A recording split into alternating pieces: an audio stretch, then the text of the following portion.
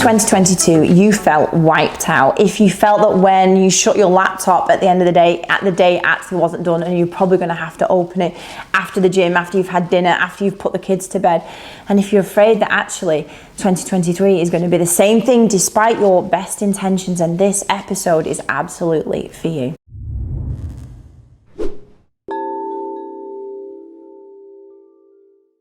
Hello, it's Emma Mills here and welcome to episode 211 of MiTV. It's the second Wednesday of the month today when this video gets released, and I'm very aware that now I think most business owners know that all the stuff they were talking about on planning or thinking or journaling on or just writing on a fag packet on the 31st of December and the 1st of January, New Year resolutions, now you're probably going to get a sense of whether you've fallen back into 2022 vibes, whether it's going how you expected. The things that you might have said you're going to start doing. If by the second Wednesday in the month, I said that I was going to spend 90 minutes every morning, as Nigel would say, doing my marketing. I said I was going to do whatever it is. If we've not done it up to this point, okay, then this video is for you today, because I speak, as I say, every week. I speak to hundreds of business owners every year, and predominantly they all have the similar things that they talk about. So right now, if you're feeling any particular way about your business, worrying, you've got issues, you just have faith. We've all got exactly the same things, just in various different ways. You're not on your own with any problem that you've got. And the number one overwhelming thing that happens is that business owners often just feel tired. And I was listening to a podcast over Christmas. It was an Alex Hormozi podcast. And if you don't know who Alex Hormozi is, he is most well known at the moment for a book called $1 Million Offers, which I highly recommend. This is not what this episode is about, but his podcast, which is called The Game, also great, very straight talking. There's a quote on there and it said, if you feel tired as a business owner, you're either moving too fast or, and I know the or is what every business owner has, you are failing to build a team. So I'm just going to tell you a little story first. So between 2014 and 2018, I was building what I thought was a team. And what I have realized is that I have done what most small to medium-sized business owners end up doing. Not all of them, but most of them. I think we all follow a similar path, especially when you provide a service. This is, for me, what I did, and as I speak to lots of them, they do too. So between 2014 and 2018, probably in 2014 I had a team of 6. Maybe in 2018 we had a team of 12, something like 10 or 12. Now, you could say that I was building a team. Was I tired and overwhelmed between 2014 and 18? Absolutely yes. I didn't know any other disposition than tired and overwhelmed. Now, to illustrate where I was with this team, and everybody around me in my life seems to use football analogies all the time, so I'm going to try and do the same thing today.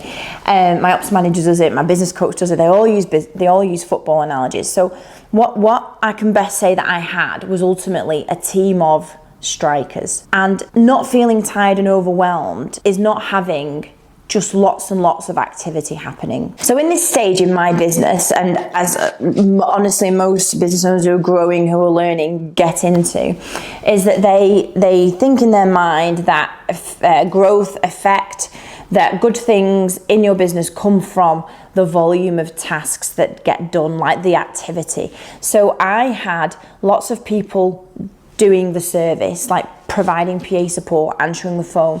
So in effect, I was growing a team, but I was growing a team of like one particular position. So Ralph's come over to join me on this. So in football terms, a team of strikers, they were all doing the same thing. But actually, when you think about it, keeping my football analogy, of which I know nothing about football, you don't win a match by having 10 or 11 strikers. A team is a sum of its parts. It's not just the one kind of role person doing that activity all day long. And so the natural disposition for most business owners, SME business owners, is to employ people who do the do. And I mean, the phenomenal amount of things you need to do to run a business, from getting leads, converting them, managing the finances, building processes, operations, falls back to the business owner. I spoke with a business owner at the beginning of January, and that particular individual had 21 people on their team, and apart from one person who had more of maybe a reception admin role, everybody else in their team was delivering the service, like the other 20. And I've been there and I get it. And that's like a natural, because as a business owner, you are super capable. You learn all of these different hats in the background. So you get up early and you spend time marketing, you get the leads in, you convert the sales, or maybe the admin person helps with part of that. You run the cash flow and finances and the invoicing. Ralph will not stop nudging me in this one. You do all of that, and that is most people's default position for growth, because they think that increasing the number of activities happening at the front is growth. But ultimately where it ends up is you feeling crazy tired, crazy overwhelmed, and a never ever ending list of things to do. So if we look at the two things together, number of activities getting done, me having 7 hours sleep, and from the moment I wake up to the moment I go to bed, just doing activities all day, it doesn't mean that I am growing a very successful business. Now, focusing on the leverage and not the number of activities done, the leverage is the key point from 2018 onwards, when I implemented an operations manager, when we got team leaders, when I got somebody to help me with the sales, when I started to put really good people in the right roles so that I could condense down the number of activities I'm doing to focus on far bigger leveraged activities. I completely understand the mentality of, because I've done it so many times and I still have to stop myself now when something needs doing in the business. I'll be like, no problem, don't worry, I'll do it, because I back myself, I know how to do it. But it's not the right default position. You need to find the right people to pick up the task so that you can actually focus on the big leverage tasks. And when, as I've said a million times before, not all hours are created equal. As an example, I spoke to a new customer last week, and one of the things they managed to do in 2022, they're a property maintenance business, is win a contract with a huge estate agency. That meant they are the first port of call for all repairs. Now, they were a small and growing business. Him spending the time to get that contract is like the biggest leverage of time. You can have lots of conversations. He could have lots of conversations with B2C to get people to book in appointments to fix their things, but getting the one contract to supply lots of work is a massive leverage of time. So not all hours created equal, and the more we can think about, how do I reduce down the number of activities? How do I stop opening my laptop in the evening to keep doing it? Why am I doing that? How do I stop wearing a superhero cape and thinking that I can do everything 7 days a week, it's that mindset of don't worry, team members, you just get on with what you're doing, I'll look after everything else. It is not the way to grow a smart and successful business. We are small businesses predominantly, I suspect, who are watching MiTV. I consider myself a small business. We need to think bigger and smarter too. Even if we keep a small business, earn more money, enjoy our lives, enjoy the journey, and focus on what we like to do. So here I come to the good stuff. If I haven't already given you loads of good stuff to think about and ruminate on, here are 3 things that I absolutely think you need to do next week if you know that the first weeks of January have not quite been as you expected them, or you dreamt about over Christmas when you were like, right, I'm going to stop doing that. I'm definitely going to finish it this time. I'm not going to end the day feeling overwhelmed. Here are the 3 things you need to do.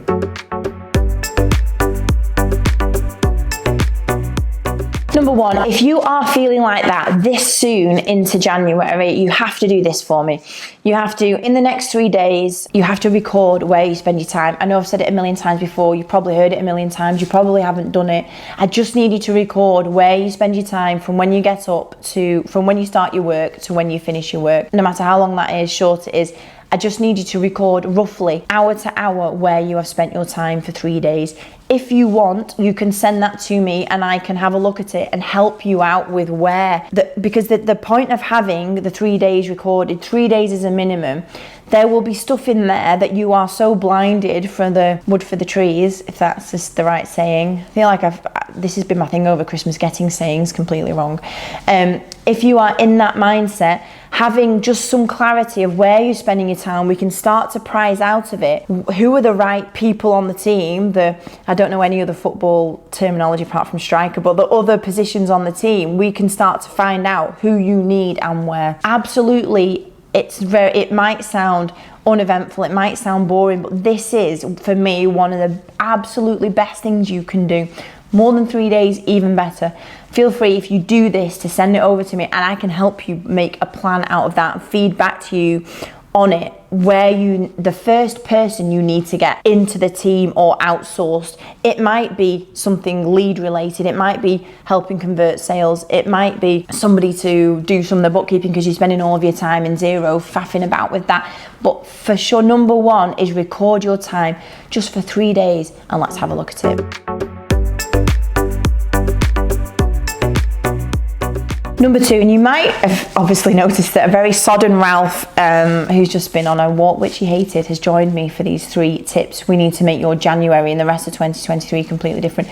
Number two, if you are building that team like I did in 2014 to 2018, and you've got people around you, but they're doing the do, and you're doing everything else that is actually the core functions of running a business, I need you to, every single time you get asked a question by somebody on your team, or there's a problem only you can solve, or you are interrupted, I just need you to make a list and log of these interruptions. I still do it now when, so I have team leaders in our PA team and our core team that report to me directly. I still do it now. When they say to me, Emma, this has happened, what can I say to her? Or how do I handle that? I make a list of it. And as I give the advice, we make sure it's recorded and it's there in process for future team leaders, for future people to look at. We use that information. So just number two, I need you to start recording a list of interruptions, so to speak, and things that only you can solve. Again, now we need that longer for 3 days, depending on how many interruptions you get. Maybe you get them every single hour and there are lots of interruptions to look at. But this becomes a really good place if you work with a company like us, where we want to unpack how we can leverage your time.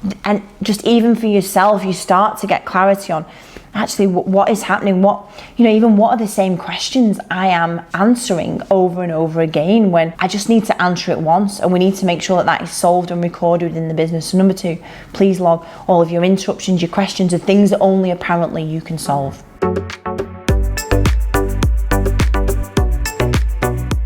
Number three, the easiest thing to offload to somebody that you are doing as a business owner is things that happen consistently. So out of your 3-day log of time, if you already know these things, daily or weekly tasks, make a list of these. So for example, with the call that I had last week with the person that had a big team, and they're all doing the do, and that person was doing everything outside of it. Where we got to is we knew that the first 2 things she could outsource was being in her inbox, responding to things, just general inbox busyness. And that was number one. And number two was a report that she does every Friday. It's important that it happens on a Friday, but actually, does she need to do it? No. A process can be put behind it. And there was 2 things that instantly, and at this point I was speaking to the lady on a Friday, the report hadn't been done yet. It was something, we were speaking later on a Friday afternoon, so she'd still need to do it.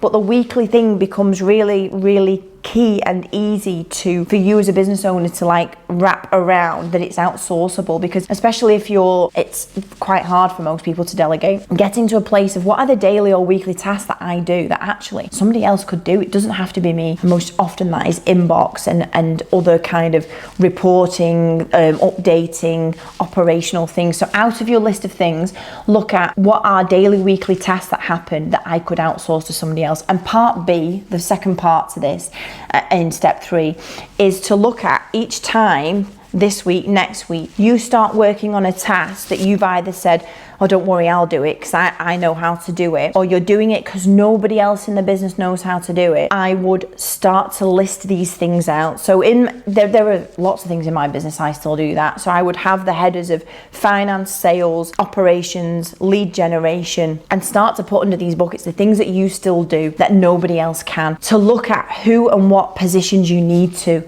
bring into the team. Because absolutely for 2023, it is not about how long you can work, I have and do give a lot to my business, and I know that so many of you do, and it's not about wearing a badge of honor and working harder and getting up earlier and finishing later. It's not about that at all. It's about working smarter. So for 2023, it's not about how many tasks you can get done, how many activities you've ticked off, how long you work for each day. It's about getting other people to do the right things in your business, whether that's outsourced, insourced, employed member of the team, so you can get smarter uses of your hour day to day, week to week. I hope I can convey this enough, because my example before Christmas of me still doing invoicing that was hundreds of invoices. That is such an unsmart use of my time. As I told you at the time, it was taking 15 hours a month. It's gone now. But imagine in that 15 hours, the smarter phone calls I could have had, the conversations, the people I could meet, the